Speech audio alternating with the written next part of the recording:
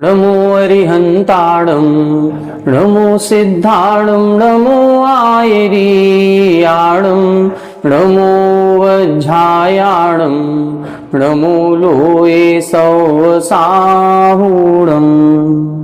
सिद्धं शुद्धं परमीय जिणिन्दवर्णेमि चन्दमकलङ्कं गुणरयणभूषणुदयं जीवस्य परुवणं बोच्छम। 1008 श्री मूलनायक आदिनाथ भगवान की जय। 1008 श्री गोमटेश्वर बाहुबली भगवान की जय। द्वासांग जिनवाणी माता की जय। आचार्य श्रेष्ठ आचार्य गुरुवर श्री 108 नेमिचंद्र सिद्धांत चक्रवर्ती महाराज की जय। आचार्य श्रेष्ठ आचार्य गुरुवर श्री 108 विद्यासागर जी महामुनि राज की जय। तीर्थ चक्रवर्ती जगत पूज्य निर्यापक श्रमण मुनि पुंगव श्री 108 सुधा सागर जी महाराज की जय। समस्त मुनि संघ की जय। आलोक मोदी स्वाध्याय सुधा यूट्यूब चैनल पर आप सभी दर्शकों का एक बार पुनः हार्दिक स्वागत, हार्दिक अभिनंदन। पूज्यवर आचार्य नेमिचंद्र सिद्धांत चक्रवर्ती जी महाराज द्वारा रचित श्री गोमटसार जीवकांड जी ग्रंथराज की स्वाध्याय श्रृंखला में जीव की 20 प्ररूपणाओं का विस्तार से वर्णन किया जा रहा है। इन 20 प्ररूपणाओं में हमने प्रारंभ की सबसे पहले गुणस्थान प्ररूपणा पर चर्चा की, फिर उसके बाद जीव समास प्ररूपणा पर चर्चा हुई, फिर उसके बाद पर्याप्ति प्ररूपणा और फिर कल की कक्षा में हमने प्राण प्ररूपणा पर विस्तार से चर्चा की थी। अब आज की कक्षा में हम अगली प्ररूपणा है संज्ञा प्ररूपणा। इस संज्ञा प्ररूपणा पर चर्चा करेंगे। संज्ञा क्या कहलाती है, इसका स्वरूप समझेंगे, संज्ञा के भेद प्रभेद कितने होते हैं उनको भी समझेंगे, और कौन सी संज्ञा कौन से गुणस्थान तक होती है इसका वर्णन भी इस ग्रंथ में किया गया। आइए देखें, गाथा नंबर 134 से अपन को देखना है। करीब 4-5 गाथाओं में इस प्ररूपणा का संपूर्ण वर्णन किया गया है।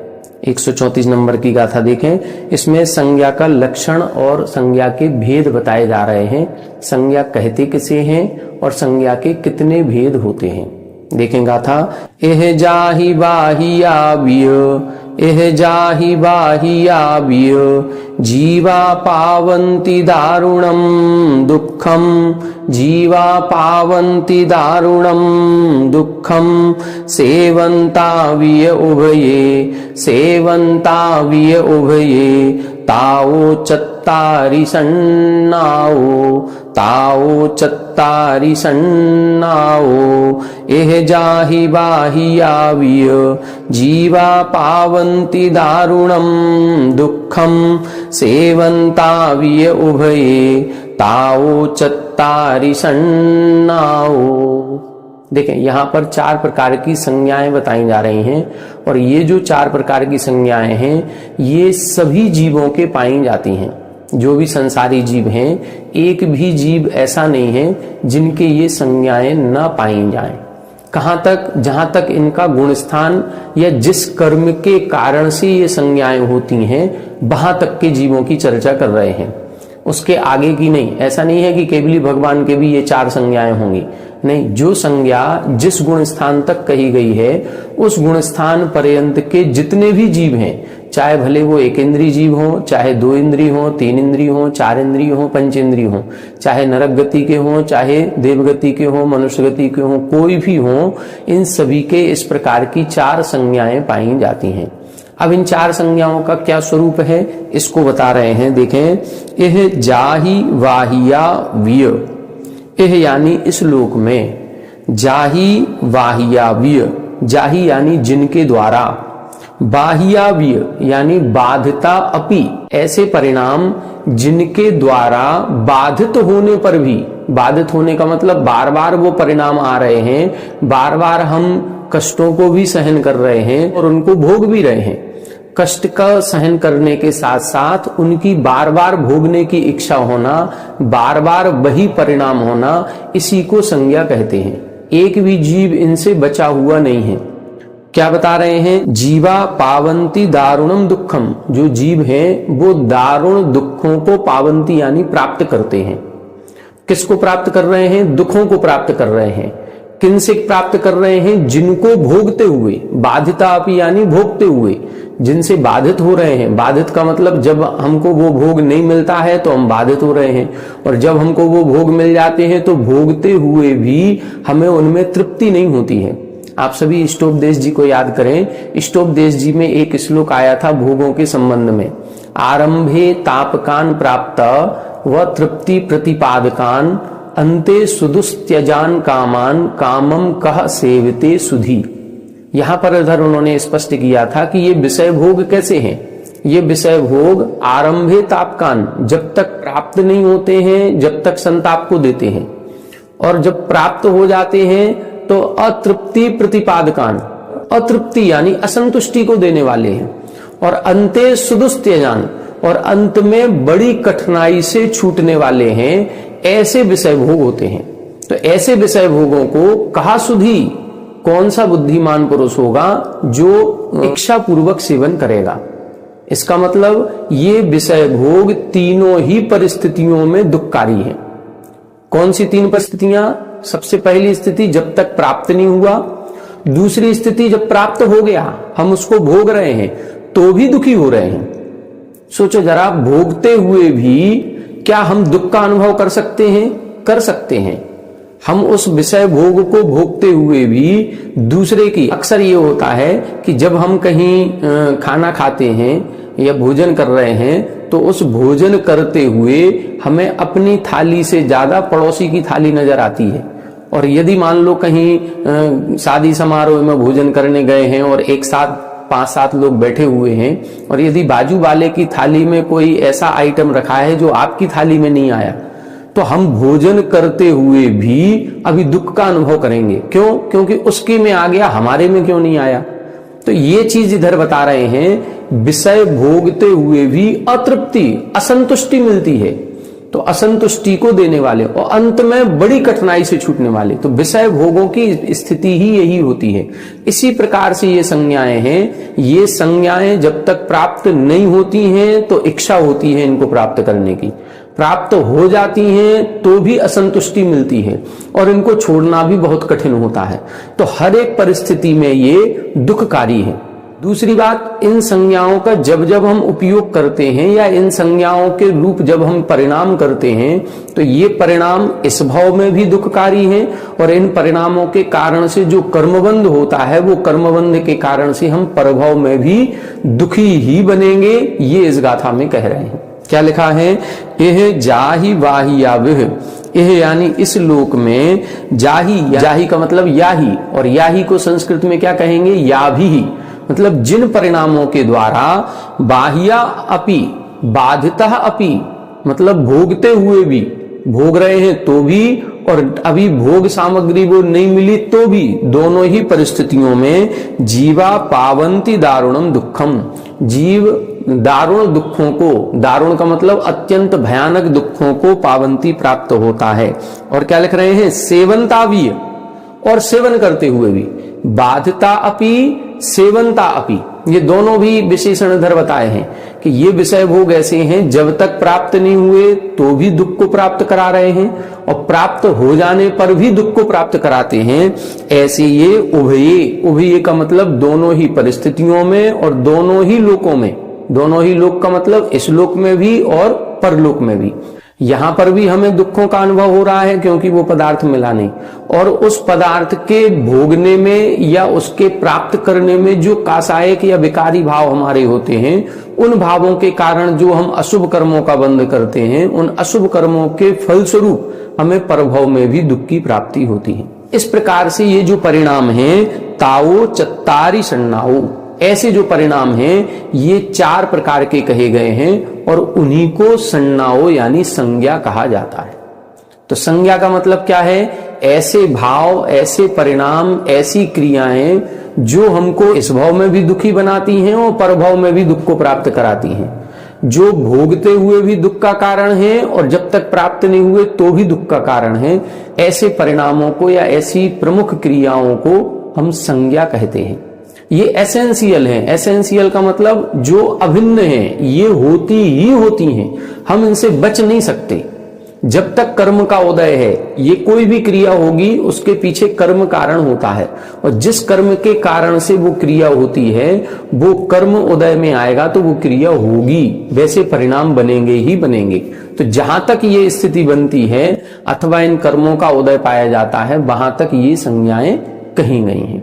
अब ये संज्ञाएं कौन कौन सी होती हैं? ये प्रमुख संज्ञाएं 4 हैं, जिनको हम आहार, भय, मैथुन और परिग्रह, ये 4 प्रकार से संज्ञाएं कही गई हैं। यदि हम नीति शास्त्रों का अध्ययन करेंगे तो संस्कृत में एक श्लोक लिखा गया है, आहार निद्रा भय मैथुनंच सामान्य मेतत पशुभिर नराणाम धर्मो ही तेसाम अधिको विशेषो धर्मेण हीना पशुभि समाना। वहां पर उन्होंने ये स्पष्ट लिखा, यहां पर अपन ने लिखा आहार, भय, मैथुन और परिग्रह। वहां उन्होंने 4 चीजें ली हैं, आहार, निद्रा, भय, मैथुनंच। मतलब वहां पर उन्होंने परिग्रह नहीं लिया और परिग्रह के स्थान पर निद्रा लिया है। यहां पर अपने आचार्यों ने निद्रा नहीं लेकर के परिग्रह लिया है। उधर उन्होंने कहा कि ये 4 चीजें पशुओं में भी पाई जाती हैं, मनुष्यों में भी पाई जाती हैं, और इन चारों के सामान्य यदि देखा जाए तो इन चारों की अपेक्षा से पशु में और मनुष्य में कोई अंतर नहीं। पशु भी नींद लेते हैं, मनुष्य भी नींद लेता है। पशु भी आहार करते हैं, मनुष्य भी आहार करते हैं। पशु भी मैथुन क्रिया करते हैं, हम भी मैथुन क्रिया करते हैं। तो ऐसी कोई भी इन चारों में से क्रिया नहीं है जो पशुओं में और मनुष्यों में कोई भेद भिन्नता रखती हो, दोनों में समान है। फिर दोनों में अंतर क्या है? दोनों में अंतर है धर्मो ही तेसाम अधिको विशेषो धर्मेण हीना पशु भी समाना। तब उधर उन्होंने कहा कि धर्म ही एक ऐसी वस्तु या ऐसा भाव है जो मनुष्य को पशुओं से भिन्न करता है, पृथक करता है। बाकी ये चारों चीजें तो समान करती हैं, पशु और मनुष्य दोनों समान हैं इन चारों क्रियाओं में। केवल धर्म की एक ऐसी क्रिया है जो पशु नहीं कर पाते हैं, मनुष्य कर पाते हैं। ये संस्कृत का नीति शास्त्र का श्लोक है। अपने आगम की अपेक्षा देखें तो यहां पर भी इन्होंने 4 संज्ञाएं कही हैं, जिनमें आहार, भय, मैथुन और परिग्रह, ये 4 संज्ञाएं होती हैं। आगामी 4 गाथाओं में इन्हीं 4 संज्ञाओं का विस्तार से स्वरूप और उनकी विशेषताओं का वर्णन कर रहे हैं। आइए देखें 135 नंबर की गाथा। आहार दंसणेन तस्सुव जोगेण ओम कोठाये तस्सुव जोगेण ओम कोठाये सादिदरुदीरणाये हवदिहु आहार सन्नाहु आहार दंसणेन तस्सुव जोगेण ओम कोठाये सादिदरुदीरणाये हवदिहु आहार सन्नाहु। देखें, आहार संज्ञा किसे कहते हैं? आहार दंसणेन मतलब आहार भोजन सामग्री का दर्शन करने से, तस्य उपयोगेण उस आहार का उपयोग करने से। उपयोग करने का मतलब यदि हम भोजन कर रहे हैं उस समय भी, यदि हमने पूर्व में भोजन किया है तो उसका स्मरण करने से, अथवा भोजन से संबंधित कोई बातचीत आदि करने से। और क्या तीसरा कारण दिया? ओम कोठाये। कोठ का मतलब होता है कोष्ठ, कोष्ठ का मतलब होता है कमरा, लेकिन यहां पर कोठ का मतलब क्या है? हमारा पेट। जहां भोजन हमारा जाता है वो पेट हमारा इधर कोष्ठ की संज्ञा दी गई है। और ओम का मतलब होता है खाली। यदि हमारा पेट खाली है, खाली का मतलब हमको भूख लग रही है, यदि बहुत जोर से भूख लगेगी तो हमारे आहार के परिणाम बनेंगे, आहार भोजन प्राप्ति के परिणाम बनेंगे, और हमको भूख लगेगी और आहार यदि नहीं मिल रहा है तो हम कष्ट को प्राप्त होंगे। मिल गया है तो भी उस भोजन को भोगते हुए अत्यंत आसक्ति पूर्वक भोगेंगे, इसीलिए उसमें ऐसे कर्मों का बंध होगा जो आगामी भविष्य में या आगामी भव में भी हमें दुख को देने वाले होंगे। तो इधर इन्होंने लिखा है 3 कारण बता दिए। आहार दंसणेन, आहार संज्ञा कब कब होगी? आहार का दर्शन करते ही। दर्शन करने का मतलब भोज्य सामग्री को देखते ही। कई बार ऐसा अपने साथ होता है कि हम भोजन करके आए हैं, भोजन कर लिया और जितना हमारे पेट में जगह थी, जितनी हमको भूख थी, उससे ज्यादा कर लिया, उतना नहीं, उससे ज्यादा भी कर लिया। ज्यादा करने के बाद भी कई बार ऐसी भोज्य सामग्री हमको दिख जाती है, कई बार ऐसी भोज्य सामग्री का दर्शन हो जाता है, या कई बार हम ऐसे मेहमान आदि बन करके किसी घर में अतिथि बन करके जाते हैं कि वो कहता है अरे इतना तो लेना ही पड़ेगा, ये तो लेना ही पड़ेगा, ये तो खाना ही पड़ेगा। वो इतना जोर करता है कि वो सामग्री को देख करके हमारा भी मन ललच जाता है और हमको उस पदार्थ का सेवन करने की इच्छा अंदर में आने लगती है। कई बार ऐसा होता है, हम लोग भोजन करके गए हैं, मार्केट में गए हैं, बाजार में जा रहे हैं और वहां पर सारी दुकानें जितनी लगी हैं वो सब नाश्ते की और भोजन की और सबकी लगी हुई हैं। और कई बार वो जो बाजार में सामान बनता है उसमें इस तरह के मसाले डाले जाते हैं कि उनके छौंक की जो खुशबू होती है वो दूर दूर तक जाती है। और कई बार उस छौंक की खुशबू से ही मन में एक अलग भाव आने लगता है, वो आहार करने की इच्छा जागृत होने लगती है।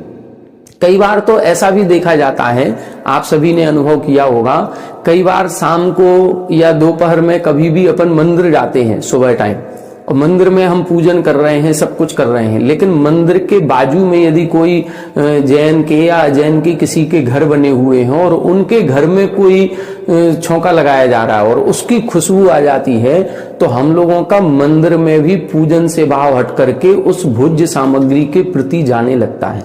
मन में वो खुशबू भी एक हलचल पैदा कर देती है। ये सब क्या है? इसी को बोल रहे हैं आहार संज्ञा। तो सबसे पहले क्या लिखा? आहार दंशिणेन।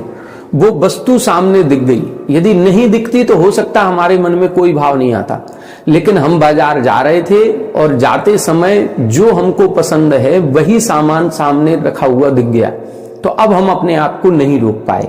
कई बार होता है कि हम अपने आप को रोक सकते हैं, बस वो चीज दिखनी नहीं चाहिए, लेकिन यदि दिख गई तो दिखने के बाद फिर अपने मन पर कंट्रोल करना, अपनी रसना इंद्री पर कंट्रोल करना बहुत कठिन हो जाता है। कई बार ऐसा होता है कि जो हमारी प्रिय वस्तु है, कई बार कहते हैं कि ग्रंथ का स्वाध्याय करना है या कहीं कोई चीज हमारे मन में संकल्प है, तो हम उस संकल्प को पूरा करने के लिए किसी प्रिय वस्तु का त्याग करते हैं कि हम ये ग्रंथ का स्वाध्याय शुरू कर रहे हैं, जब तक ये ग्रंथ समाप्त नहीं होगा इस प्रिय वस्तु का त्याग। और मैक्सिमम जो प्रिय वस्तुओं का त्याग किया जाता है वो खाने पीने से संबंधित किया जाता है। अब किसी वस्तु का हमने त्याग कर दिया और है वो प्रिय वस्तु, अब उसी वस्तु को कहीं कोई व्यक्ति हमको ऑफर कर रहा है, हमारे देखने में आ गई और वो खा रहा है और हमसे कह रहा है अरे ले लो ले लो, तो अब उस समय भले हमारा त्याग है लेकिन एक मन में विकल्प आने लगता है। वो जो मन में एक भाव उत्पन्न हो रहा है उसी का नाम आहार संज्ञा है। एक तो आहार दंशिणेन, वो वस्तु दिख गई इसीलिए।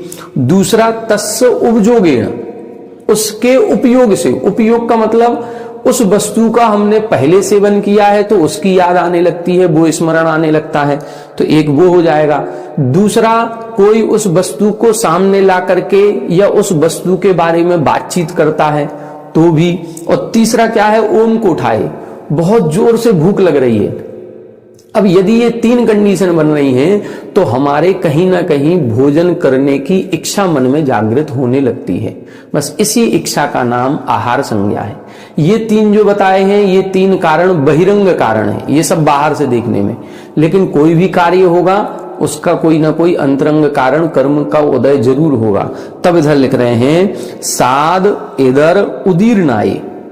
भोजन की जो भूख की जो व्याधा आती है या व्याकुलता बढ़ती है वो साद इधर, सात का मतलब है सातावेदनी और इतर का मतलब है उससे विपरीत। सात का मतलब सातावेदनी का विपरीत असातावेदनी, तो असातावेदनी के उदीर्णाए, उसकी उदीर्णा में ही भूख लगती है। भूख की वेदना कब? भूख तो हमको अभी भी लग रही होगी लेकिन उसकी वेदना नहीं हो रही। वेदना कब होगी? जब उस असातावेदनी की उदीर्णा होती है, और असाता वेदनी की उदीर्णा से फिर हमको भूख का एहसास होने लगता है। अब ये जो असाता वेदनी की उदीर्णा है, ये उदीर्णा का मतलब ये है कि जो कर्म अभी उदय में आने योग्य नहीं था लेकिन निमित्त मिलने पर वो कर्म भी उदय में आ गया। हमको सामान्य से भूख नहीं लग रही थी, किसी पदार्थ को भोजन को खाने की इच्छा भी नहीं हो रही थी, लेकिन वो भोज पदार्थ ही सामने आ गया। अब भोज्य पदार्थ सामने आते ही उसको देख करके ही मन में उसको खाने की इच्छा जागृत हुई, तो उस भोज्य पदार्थ ने हमारे उस असाता वेदनी की उदीर्णा करा दी, और उदीर्णा कराने से अब हमको उसको भोजन करने की इच्छा जागृत हो जाती है। तो ये अंतरंग कारण बताया है। हवदिहु आहार सन्नाहु, इसी को हम आहार संज्ञा कहते हैं।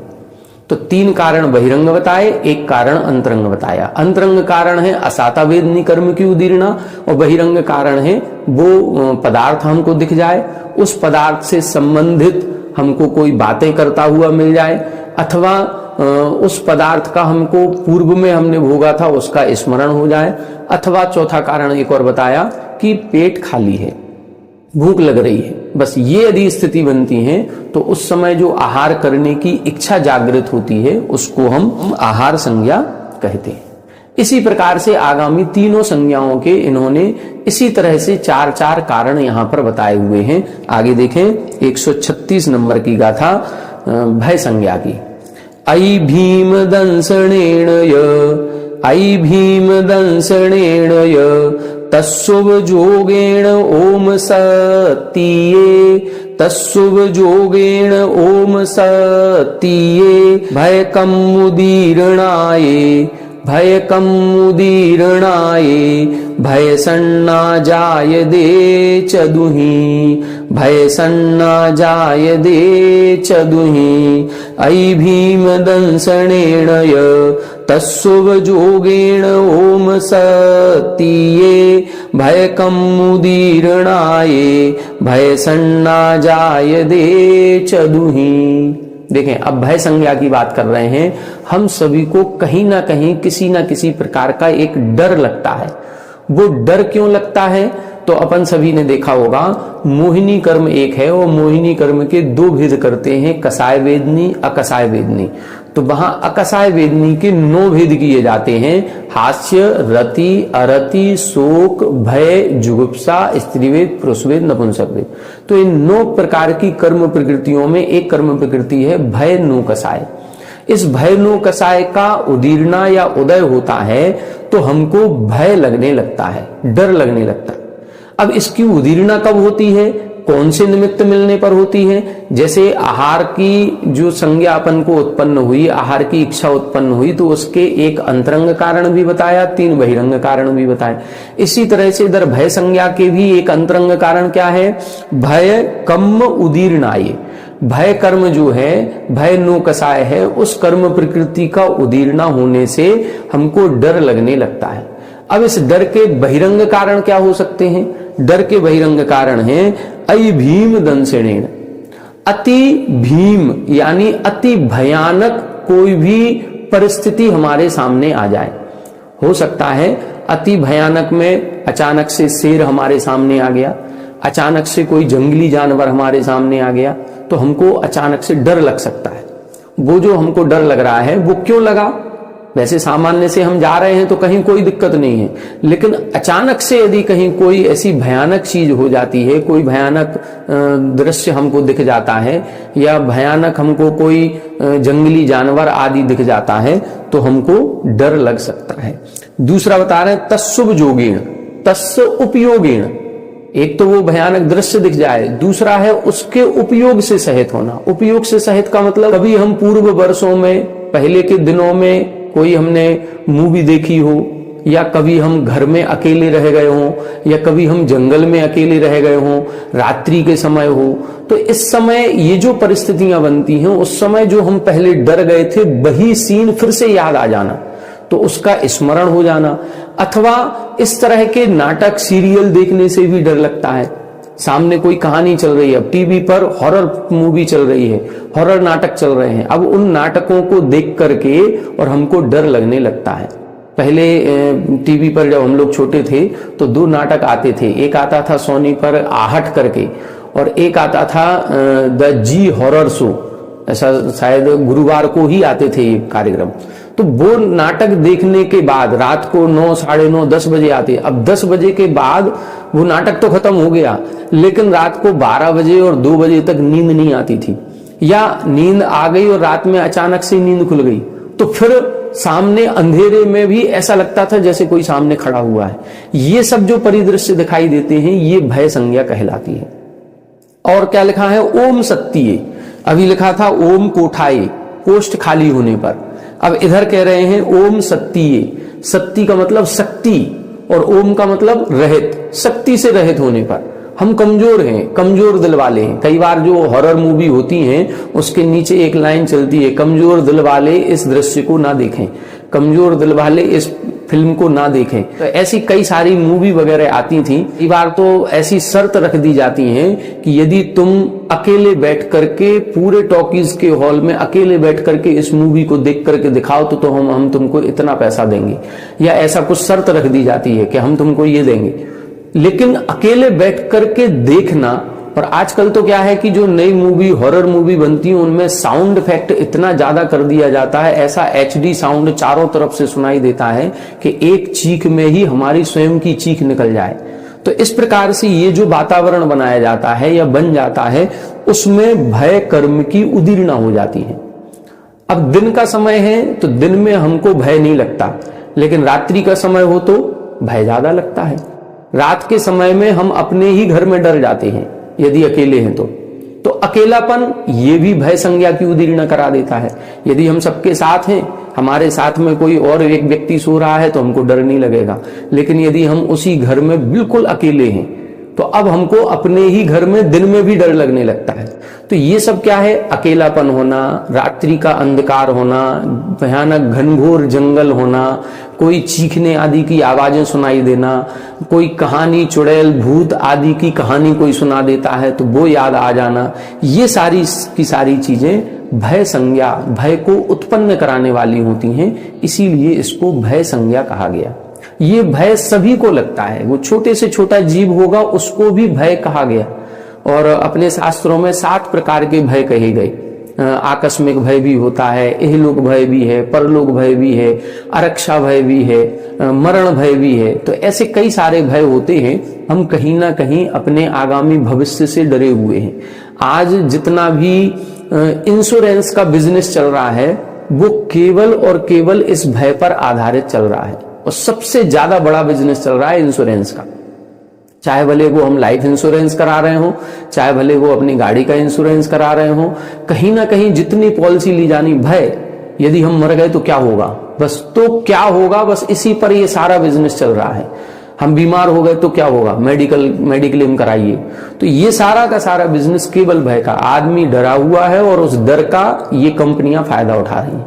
तो यही सारी चीजें ये हमको भयभीत करती हैं, और ये भयभीत होना ही भय संज्ञा कहलाती है। इसके कारण अपन ने सभी ने देख लिए, अति भीषण कोई दृश्य देखने पर, पुराना जब हम कभी भयभीत हुए होंगे उस दृश्य का स्मरण आने पर, सामने ऐसी परिस्थितियां बन जाने पर, और शक्ति से रहित कमजोर रहने। यदि हम पावरफुल हैं, हमारे अंदर शक्ति बहुत है, तो हम नहीं डरते हैं। रात में अकेले कहीं भी सुला दो, रात में अकेले कहीं भी भेज दो, 12 बजे 2 बजे भी हम चले जाएं गलियों में तो भी डर नहीं लगता। लेकिन कई बार ऐसा लगता है सुनसान मोहल्ला है, सुनसान गली है, तो अकेले जाने में दिन में भी डर लगने लगता है। तो ये सब क्या है, ये अपने अंतरंग की शक्ति पर भी डिपेंड करता है। तो ये एक भय संज्ञा हो गई। अगली बता रहे हैं मैथुन संज्ञा, 137 नंबर। पणिदरस भोयणेण पणिदरस भोयणेण तस्व जोगे कुशील सेवाये, तस्व जोगे कुशील सेवाये, वेदस्सुदीर्णाये वेदस्सुदीर्णाये, मेहुण सन्ना हवदिएवं मेहुण सन्ना हवदिएवं, पणिदरस भोयणेण तस्व जोगे कुशील सेवाये, वेदस्सुदीर्णाये, मेहुण सन्ना हवदिएवं।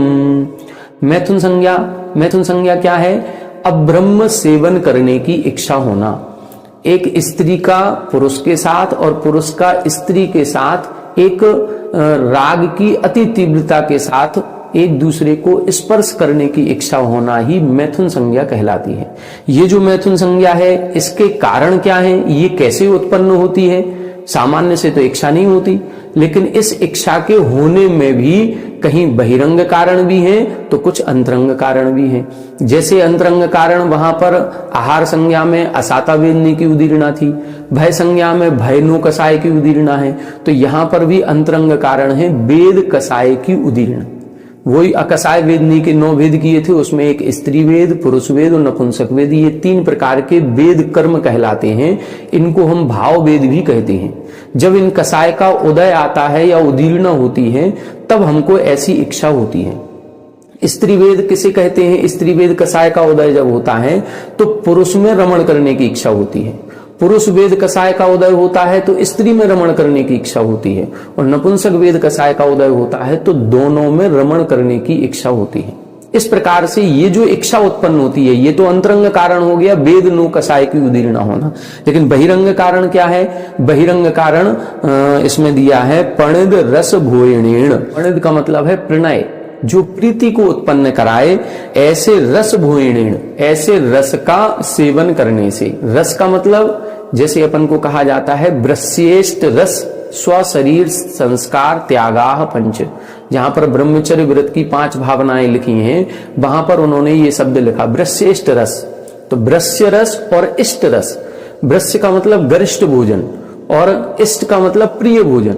जब जब हम गरिष्ठ भोजन करते हैं तो उस गरिष्ठ भोजन की तासीर के कारण से हमारे अंदर काम वासना के भाव जागृत होने लगते हैं। और इसी तरह से इष्ट, जो हमारा प्रिय भोजन है, यदि हमको प्रिय भोजन मिल गया तो हम अपनी भूख से ज्यादा भोजन करते हैं, और जब जब भूख से ज्यादा भोजन होता है तब तब इस प्रकार की काम वासना को भोगने की इच्छा जागृत हो जाती है। तो इधर इसीलिए लिखा पणिद रस भोयणेण। सबसे ज्यादा फर्क पड़ता है भोजन का। अपन कहते हैं जैसा खावे अन्न वैसा होवे मन, जैसा पीवे पानी वैसी होवे वाणी। तो जैसा हम भोजन करते हैं वैसा हमारा मन होने लगता है। इसीलिए जब जब ब्रह्मचर्य व्रत की बात की जाती है तो यहां पर ब्रह्येष्ट रस का त्याग करने की बात कही जाती है, सबसे पहला कारण। दूसरा कारण बता रहे हैं तत्शुभ जोगे, उसके उपयोग से सहित। वही पूर्व रतानुस्मरण, पूर्व में जो भोग भोगे हैं उनका स्मरण होना, अथवा ऐसे पिक्चर आदि देखना, टीवी आदि देखना, जो हम टीवी पर प्रोग्राम देखते हैं, मूवी देखते हैं, इनमें वो जब अश्लील चित्र आते हैं, अश्लील दृश्य सामने आते हैं तो मन में एक भाव दूसरा बनने लगता है। बस ये उस चित्र ने, उस दृश्य ने, उस परिदृश्य ने हमारे मन में वो भाव जागृत करा दिया। तो मन में भाव जागृत किसने कराया? उस दृश्य के कारण से हमारे उस वेद नो कसाय की उदीर्णा हो जाती। इस कारण से ये काम वासना के भाव मन में आने लगते हैं। और तीसरा क्या लिखा? कुशील सेवाएं। कुशील सेवाएं का मतलब जो कुशील का सेवन करते हैं उनकी संगति में रहना। मतलब जो अब्रह्म का सेवन करते रहते हैं ऐसे लोगों की संगत में रहना। ऐसी जो 4 प्रकार की भी कथाएं हैं उनमें आती है एक स्त्री कथा। हमेशा स्त्रियों में राग को बढ़ाने वाली कथाओं को सुनना। तो यदि हम स्त्रियों में राग उत्पन्न करने वाली कथाएं सुन रहे हैं, बातचीत सुन रहे हैं, अश्लील साहित्य पढ़ रहे हैं, अश्लील चित्रों का दर्शन कर रहे हैं, अश्लील मूवी या कोई फोटो वगैरह देख रहे हैं, तो इन सारी चीजों से हमारे मन में एक भाव उत्पन्न होता है रमण करने का। बस उसी का नाम है मैथुन संज्ञा। तो ये मैथुन संज्ञा कहलाती है वेदस्य उदीर्णाये, वेद कर्म के उदय से होती है। अगली देखें, ओवयरण दंसणेन य, ओवयरण दंसणेन य तस्सुभ जोगेण मुच्छिदायेय, तस्सुभ जोगेण मुच्छिदायेय लोहस्सुदीर्णाये, लोहस्सुदीर्णाये परिग्रहे जायते सन्ना, परिग्रहे जायते सन्ना। उभयरण दंसणेन य तस्सुभ जोगेण मुच्छिदायेय लोहस्सुदीर्णाये परिग्रहे जायते सन्ना। देखें इधर बता रहे हैं परिग्रह संज्ञा। यहां पर भी वही 4 कारण बता रहे हैं। सबसे पहले उभयरण दंसणेन, यानी उपकरण को देखने से। उपकरण का मतलब जितने भी परिग्रह के पदार्थ हैं उन पदार्थों का दर्शन करने मात्र से ही हमारे मन में उस वस्तु को प्राप्त करने की इच्छा होती है। कोई भी पदार्थ हो, हमारे पास कोई एक मोबाइल है, हम कभी अपने दोस्त का किसी दूसरे का मोबाइल देखते हैं और उसका हमसे अच्छा है, तो बस उसको देखते ही ऐसा लगता है अब ऐसा हम भी लेंगे। हम कहीं गली से निकल रहे हैं, किसी दूसरे का अच्छा मकान बना हुआ देखा, ऐसा मकान हम भी बनवाएंगे। किसी दूसरे के कपड़े देखे, ऐसे कपड़े हम भी खरीदेंगे। तो कहीं ना कहीं दूसरों की वस्तु को देख करके उस वस्तु को प्राप्त करने की इच्छा होती है। बस इसी का परिग्रह संज्ञा नाम है। तत्शुभ जोगेण, उस के उपयोग से सहित होना, वही परिग्रह का जो पूर्व में था उसका स्मरण करना, अथवा ऐसे लोगों के साथ में रहना जो हमेशा परिग्रह को बढ़ाने की ही बात करते रहते हैं। उनकी बातें सुनकर के भी हमारे मन में ऐसा लगने लगता है कि हमारे पास तो कुछ नहीं है, हमने तो आज तक कुछ भी नहीं किया। हमेशा जब भी हम किसी बड़े व्यक्ति के साथ में रहेंगे तो कहीं ना कहीं हमें भी बड़ा बनने की इच्छा जागृत होगी। इसीलिए ये कहा जाता है कि यदि हम मध्यम वर्गीय हैं तो मध्यम वर्गीय वालों की ही संगति में रहना चाहिए। यदि कोई एक मध्यम वर्गीय ऐसी जगह मकान बना लेता है जहां पर सारे हाई क्वालिटी वाले लोग रहते हैं, सारे A+ ग्रेड वाले लोग रह रहे हैं, तो वो कभी भी सुखी नहीं रह पाएगा, क्योंकि चारों तरफ बड़े लोगों को देखेगा तो उसके मन में भी आएगा कि हम भी ऐसा मकान बनाए, हमारे घर में भी ऐसा फर्नीचर हो, हमारे पास भी ऐसी गाड़ी हो, और वो कर कुछ नहीं पाएगा। तो ये मन में जो इच्छा जागृत होगी, इसी का नाम है परिग्रह संज्ञा। और ये क्यों उत्पन्न होती है? लोहस्य उदीर्णाई, ये लोभ कसाय की उदीर्णा होती है, उस उदीर्णा के कारण से ये उत्पन्न होती है। और क्या है? मुच्छिदाई, मूर्छिता, ममत्व भाव होने से, ये ममत्व भाव कहलाता है। ये चीज हम भी खरीदेंगे। अब आज से हम पैसा जोड़ना शुरू कर रहे हैं, किस चीज के लिए? हमें चौथी मंजिल बनानी है। क्यों? क्योंकि पड़ोसी ने चौथी मंजिल बना ली। अब हम उसका पैसा जोड़ेंगे और 5 साल 10 साल तक पैसा जोड़ करके फिर हम चौथी मंजिल बनाएंगे। ये क्या है? ये मूर्छा भाव होता है। ये मूर्छा भाव के कारण से वो परिग्रह भाव अपने मन में आने लगता है। परिग्रहे जायदे सन्ना, ये परिग्रह संज्ञा कही जाती है। परिग्रह संज्ञा के कई सारे उदाहरण हैं, अपन सभी चारों तरफ से परिग्रह से जुड़े हुए हैं, ये अपन को समझना चाहिए। अब एक और 139 नंबर की गाथा देखें, इसमें बता रहे हैं कौन सी संज्ञा कौन से गुण स्थान तक होती है। रट्ठ पमाये पढ़मा, रट्ठ पमाये पढ़मा, सन्ना नहीं तत्थ कारणा भावा, सन्ना नहीं तत्थ कारणा भावा, शेषा कम्मथित्ते, शेषा कम्मथित्ते, ऋव्यारेण थिणहि कज्जे, ऋव्यारेण थिणहि कज्जे, रट्ठ पमाये पढ़मा, सन्नाण हि तत्थ कारणा भावा, शेषा कम्मथित्ते, ऋव्यारेण थिणहि कज्जे। देखें, यहां बता रहे हैं कौन सी संज्ञा कौन से गुण स्थान तक होती है। वास्तविकता में तो चारों संज्ञाएं छठवें गुण स्थान तक ही होती हैं। छठवें गुण स्थान के बाद कोई भी संज्ञा नहीं होती, क्योंकि छठवें गुण स्थान के ऊपर 7वें आदि गुण स्थानों में फिर ध्यान अवस्था होती है, और ध्यान अवस्था में फिर किसी प्रकार की कोई संज्ञा नहीं होती। लेकिन फिर भी ये जो कर्म का उदय है, जिस कर्म का उदय जहां तक है वहां तक उपचार से संज्ञाएं कही गई हैं। देखें, रट्ठ पमाये पढ़मा सन्ना नहीं, प्रथम संज्ञा नहीं होती है। किसके नहीं होती है? रट्ठ पमाये, जिनका प्रमाद नष्ट हो गया है। प्रमाद नष्ट किसका हो गया है? अपन गुण स्थान के नाम पढ़ें तो 7वें गुण स्थान का नाम है अप्रमत्त व्रत, प्रमाद से रहित। 6वें गुण स्थान तक प्रमाद है, 6वें गुण स्थान के बाद प्रमाद नहीं है, इसीलिए उसको नष्ट प्रमाद कहते हैं। तो सप्तम आदि गुण स्थानों में पढ़मा सन्ना नहीं, प्रथम संज्ञा नहीं होती है। मतलब पहली संज्ञा जो आहार संज्ञा है, ये 6वें गुण स्थान तक ही होती है। क्यों? क्योंकि असाता वेदनी के कारण से होती है, और असाता वेदनी की उदीर्णा 6वें गुण स्थान के ऊपर नहीं होती। इसीलिए क्योंकि तथ्य कारण अभावा, क्योंकि वैसे कारण का अभाव है। कार्य जब भी होगा जब कारण होगा, और कारण नहीं होगा तो कार्य भी नहीं होगा। इसीलिए कारण के अभाव में कार्य नहीं होता है। कारण क्या था? असाता वेदनी की उदीर्णा होना, ये कारण है। आहार संज्ञा होना कार्य है। जब असाता वेदनी की उदीर्णा ही नहीं होगी तो आहार संज्ञा कैसे होगी? इसीलिए असाता वेदनी की उदीर्णा 6वें गुण स्थान तक है, तो आहार संज्ञा भी 6वें गुण स्थान तक है। इसके बाद लिख रहे हैं शेषा कम्मथित्ते, शेष जो 3 संज्ञाएं कही गई हैं वो कर्म यानी कर्म के अस्थि यानी अस्तित्व होने के कारण कही गई है। जैसे मैथुन संज्ञा वेद कसाय की उदीर्णा या उदय 9वें गुण स्थान तक है, भय कसाय 8वें गुण स्थान तक उदय में है, और परिग्रह लोभ के कारण हो रहा है, लोभ कसाय 10वें गुण स्थान तक है। तो फिर भय संज्ञा 8वें तक है, तो क्या 8वें गुण स्थान वर्ती मुनिराज को डर लगेगा? वेद कसाय का उदय 9वें गुण स्थान तक है, तो क्या 9वें गुण स्थान वर्ती मुनिराज के क्या मैथुन के परिणाम होंगे? लोभ कसाय 10वें गुण स्थान तक है, तो क्या वहां पर कोई परिग्रह को जोड़ने की इच्छा होगी? नहीं होगी, क्योंकि वहां पर सप्तम गुण स्थान के ऊपर के जितने गुण स्थान है ये सब ध्यान अवस्था के गुण स्थान है। यहां पर ये किसी भी प्रकार के भाव नहीं होते। फिर ये संज्ञा क्यों कही गई? भय संज्ञा 8वें गुण स्थान तक, मैथुन संज्ञा 9वें तक और परिग्रह संज्ञा 10वें तक, वो केवल उस कर्म के उदय के कारण से कही है।